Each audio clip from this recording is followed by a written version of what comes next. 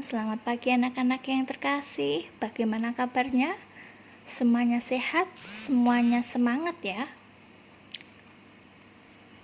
Hari ini kita akan bersama-sama memulai minggu ini dengan bersemangat dan bergembira.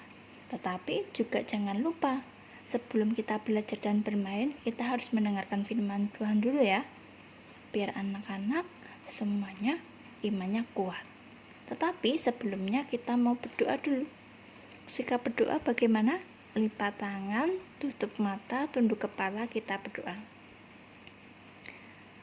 Bapa kami yang di surga, terima kasih Tuhan boleh izinkan kami untuk bersama-sama beribadah dengan orang tua kami, keluarga kami yang ada di rumah.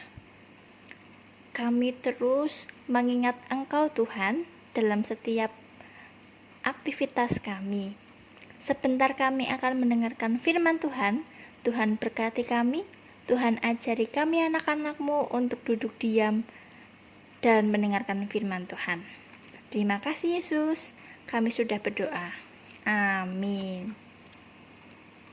Anak-anak di rumah, hari ini kita akan bersama mendengarkan cerita tentang Daud dan Goliat. Pasti sudah pernah mendengar ya cerita itu. Bunda akan bercerita lagi. Pada zaman dahulu, di Israel hiduplah seorang petani miskin namanya Isai. Di tempat di mana Isai tinggal, tanahnya itu sangat kering.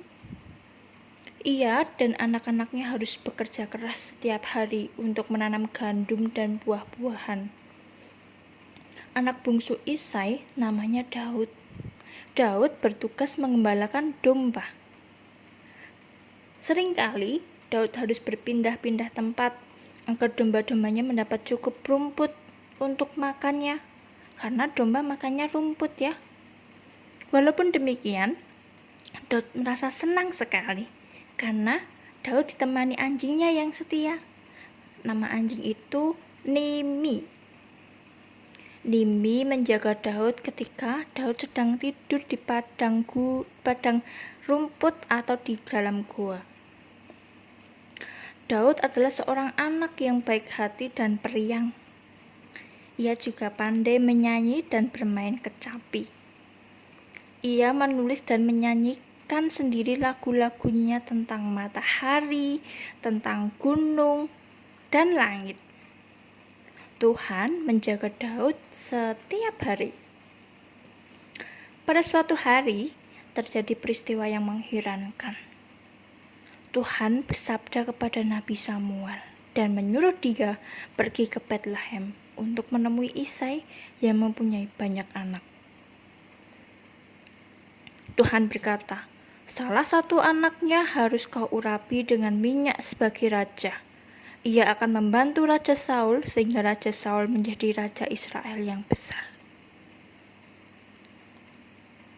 Dan ternyata Samuel melakukan apa yang diperintahkan Tuhan anak-anak.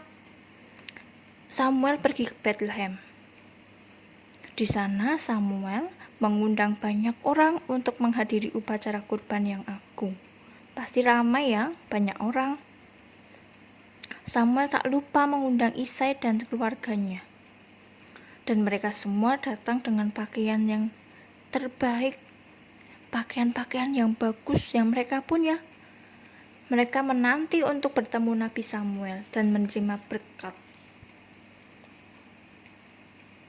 Isai mengajak semua anaknya, kecuali Daud. Kasihan ya. Mereka berdiri di sekeliling Isai.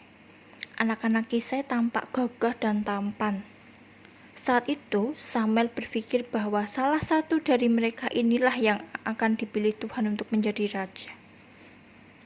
Akan tetapi, Tuhan tahu pikiran Samuel dan bersabda, bukan mereka Samuel, kamu tidak boleh melihat orang dari penampilannya saja, tetapi yang terpenting, kamu harus melihat hatinya. Kamu harus melakukan seperti apa yang aku katakan. Begitu Tuhan bersabda kepada Samuel.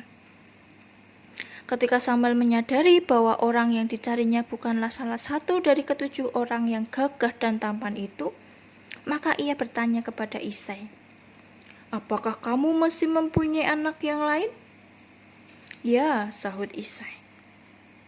"Tapi anak saya yang bungsu hanyalah seorang anak kecil yang pekerjaannya mengembalakan domba di padang rumput." Samuel berkata, "Jemputlah dia." Maka Isai menjemput Daud untuk datang ke upacara itu. Daud datang sambil berlari-lari dengan riang gembira seperti biasanya. Daud berkata, Itu dia Samuel." Lalu Samuel juga melihat Daud. Saat Samuel melihat Daud, Samuel melihat seorang anak yang tampan dengan matanya yang bersinar indah. Samuel langsung mengetahui bahwa Daud adalah raja yang dipilih Tuhan. Samuel mengulurkan tangannya kepada Daud, lalu berkata, "Kemarilah dan terimalah berkat dari Tuhan." Lalu Daud berlutut dan Samuel mengurapinya dengan minyak sebagai tanda pengangkatannya sebagai raja.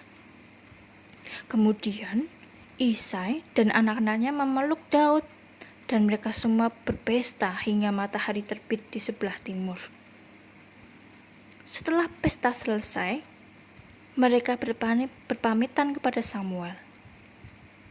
Mereka menempuh perjalanan yang jauh menuju rumah mereka yang sederhana di Bethlehem dan melanjutkan kehidupan mereka seperti biasanya. Setelah beberapa waktu kemudian, orang-orang Filistin menyerang bangsa Israel. Pada waktu itu, Raja Saul masih menjadi raja bangsa Israel. Ia berangkat bersama pasukannya untuk menghadapi orang-orang Filistin. Ketika mereka berhadapan dengan pasukan Filistin, mereka melihat seorang laki-laki bertubuh besar berjalan keluar dari barisan orang-orang Filistin. Nama orang besar itu Goliat. Tingginya lebih dari 3 meter. Dia punya helm tembaga yang dikenakan sebesar tungku arang raksasa. Orang itu berdiri tegak dan kokoh.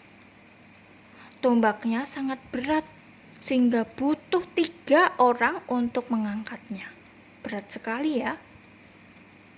Suaranya menggelegar seperti guntur. Orang-orang Israel memperhatikan orang itu dengan cemas. Mereka tidak tahu apa yang harus mereka lakukan. Mereka sangat ketakutan. Goliat berseru dengan suara menggelegar yang terdengar sampai ke puncak-puncak gunung. "Siapa berani bertarung melawanku?" Tak satu pun orang Israel berani menjawab tantangannya. Lalu Goliat berseru lagi, "Siapa yang dapat mengalahkan aku, berarti juga mengalahkan pasukan Filistin. Tetapi apabila dia kalah bertarung melawan aku, berarti semua orang Israel akan menjadi budak orang-orang Filistin." Pada waktu itu Saul telah meninggalkan Tuhan dengan perbuatannya yang jahat. Ia telah merampas harta benda orang Amalek. Saul bukanlah raja yang kuat dan berkuasa seperti dahulu, karena Saul tidak setia kepada Tuhan. Kini ia harus menghadapi Goliat tanpa bantuan Tuhan, dan Saul tidak berani berperang untuk melindungi rakyatnya. Goliat menantang orang-orang Israel setiap hari selama sebulan penuh, 30 hari. Tetapi tak seorang pun berani bertarung melawannya. Pasukan Israel merasa malu. Pada saat itu, Daud sedang mengembalakan domba-dombanya di padang rumput, sehingga ia tahu apa yang sedang terjadi. Suatu hari ayah Daud memanggilnya dan berkata, "Daud, kamu harus pergi ke perkemahan pasukan Israel. Kakak-kakakmu ada di sana. Mereka ikut berjuang melawan orang-orang Filistin. Antarkan makanan ini untuk mereka ya." Ayah juga telah menyiapkan keju yang lezat untuk panglima yang memimpin pasukan kakakmu. Lekaslah pulang agar ayah tahu kabar kakak-kakakmu di sana." Lalu Daud berlari menuju ke perkemahan. Ketika Daud tiba di perkemahan, Goliat sedang berdiri sambil menantang dan mengolok-olok orang Israel. Daud hampir tidak mempercayai apa yang dilihatnya. Ia merasa geram, merasa marah ketika mendengar raksasa itu berteriak dan mengolok-olok Raja Saul dan pasukannya. "Siapa raksasa itu? Berani dia menghina bangsa pilihan Tuhan?" tanya Daud keheranan. "Dia Goliat," jawab salah seorang tentara. Meskipun Raja Saul berjanji akan menikahkan kedua putrinya dan memberikan mas kawin yang besar bagi siapa saja yang dapat mengalahkan Goliat, namun tidak seorang pun berani bertarung melawan Goliat.